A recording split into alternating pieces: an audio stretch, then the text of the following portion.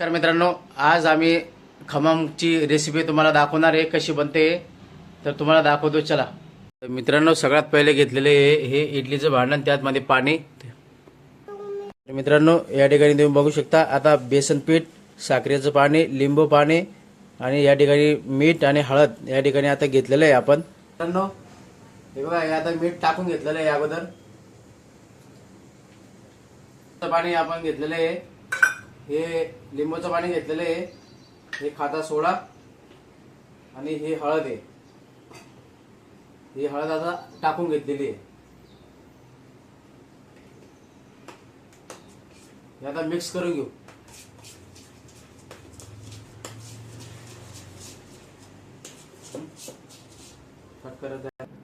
तर मित्रांनो, आता हे चांगल्या पद्धतीने आपण आता मिक्स करून घेऊ.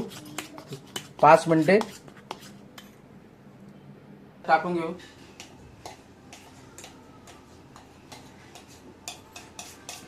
तुम्ही बघू शकता. तर मित्रांनो, आता या ठिकाणी गॅसवरनं आपण या भांड्यामध्ये आता व्यवस्थित पद्धतीने ठेवून घेतलेलं आहे. तर मित्रांनो, आता हे झाकण आपण लावून घेऊ व्यवस्थित पद्धतीने. मित्रांनो, आता आपण तडका तयार करणार आहे खमंगवर टाकण्यासाठी, ते पण तुम्हाला दाखवतो चला. मित्रांनो, आपण आता टाकलेले आहे कढीपत्ता, राई आणि मिरची, तुम्ही बघू शकता. त्याच्यानंतर साखर टाकून घेतली आहे, त्याच्यानंतर पाणी टाकून घेतलेलं आहे आपण. आता आपला तडका आता रेडी झालेला आहे आणि हा तडका आता आपण खमंगवरती टाकणार आहे.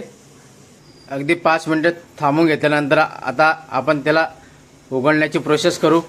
मित्रांनो, आता 5 मिनिटं झालेले आहे, तुम्ही बघू शकता. मित्रांनो, आता हे खमंग आता बाहेर काढलेले आहे आपण.